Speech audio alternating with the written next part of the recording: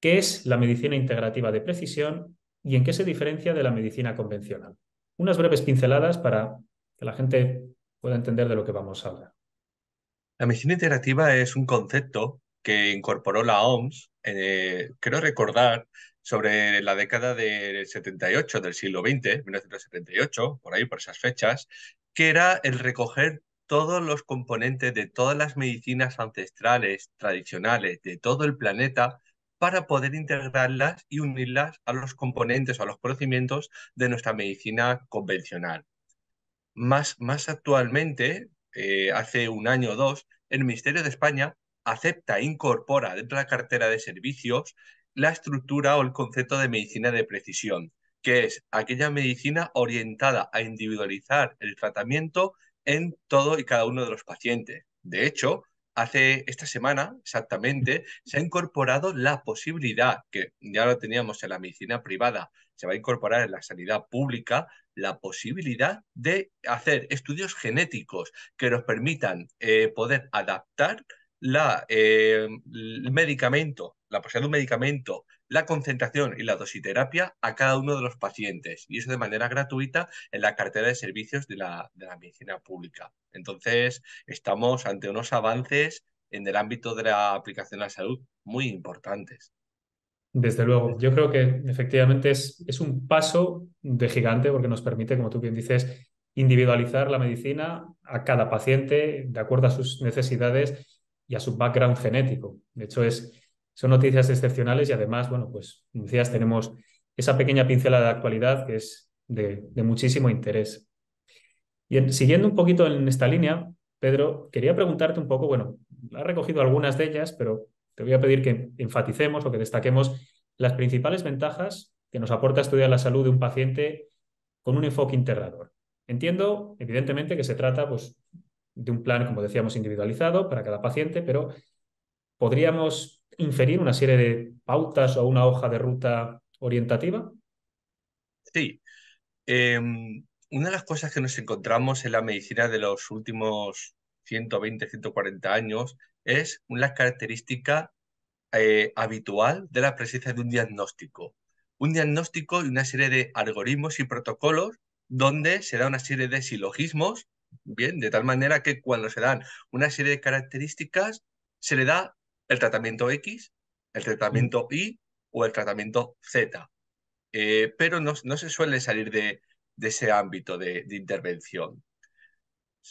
Se denosta incluso y no se tienen en cuenta muchas veces los ejes psicosomáticos, de tal manera que podemos tener una persona con un síndrome, un colon irritable, una colitis ulcerosa, donde evidentemente hay una serie de parámetros biológicos donde están afectados, pero de repente no se tienen en cuenta los componentes psicosomáticos que pueden inferir en una afectación del sistema nervioso central, del sistema entérico, de las neurohormonas, del cortisol, de las adrenales, e incluso si se tiene en cuenta muchas veces el bosquejo de tratamiento, pues a lo mejor es orientado a sedar a la persona.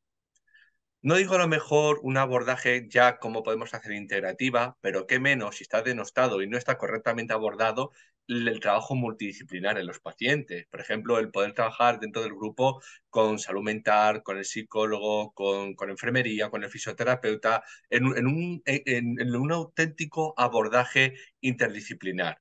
Eso no se está haciendo. Y ya si entramos en otros componentes como puede ser neuromodulación, acupuntura, abordaje con homotopsicología, un abordaje menéutico, ¿no? De diferentes características, pues eso existe una distancia, ¿no?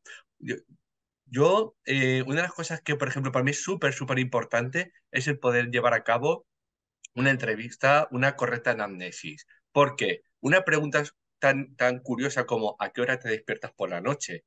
O tienes picos de ira que no vienen a cuento por cosas que son naderías o que no son importantes, pueden configurar un itinerario, una ruta de intervención hacia el paciente, obviando decenas de pruebas y haciéndole disminuir los costes en estudios a la persona simplemente por hacer una anamnesis importante. Y a partir de ahí, pues ya la ruta que va a ir orientando esa anamnesis.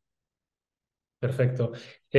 Yo creo que vamos, lo has definido a la perfección. Desde luego, tenemos material para ir abordando esta entrevista punto por punto, pero hay un aspecto que sí que me gustaría recalcar y creo que los- nuestros oyentes entienden perfectamente y es que, lógicamente, si abordamos un único área de salud, nos estamos perdiendo muchas de las causas y muchas de las consecuencias que pueden repercutir en la salud en general. Y esto evidentemente, es un aspecto pues, muy importante a destacar. Eh, bueno, en un siguiente bloque de preguntas, me voy a enfocar un poquito acerca de la prevención, ¿vale? Como base bueno, pues, de la calidad de vida. Eh, Pedro, en este capítulo, como decía, me gustaría abordar algunos aspectos de la medicina preventiva. Sé que es uno de los platos fuertes de la medicina integrativa y por ello, bueno, pues en primer lugar, quiero preguntarte, pues, ¿cuáles serían, de forma muy resumida, los principales pilares de la medicina preventiva? ¿Qué tres, cuatro aspectos descansa? ¿Cuáles señalarías como los más importantes? Sin duda, y haciendo honor a su nombre, en prevenir. Y prevenir significa el que la persona acuda a consulta profesional al menos una vez al año, aunque crea que no le pasa Está nada. todo bien. El 97% de mis pacientes son pacientes crónicos que llevan un itinerario de una ruta de 15, 20, 25 años de especialistas sin saber qué es lo que le está pasando. Cada vez más, por suerte, vienen pacientes para decir, no, no, yo vengo para no ponerme enfermo.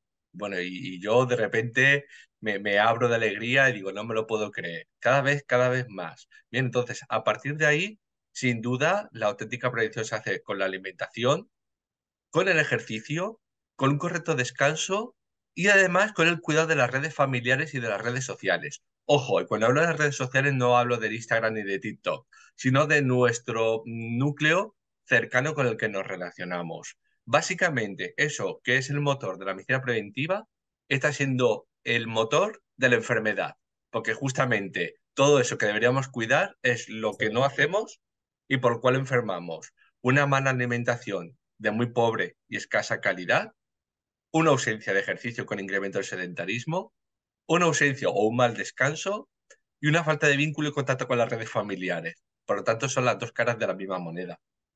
Queda claro.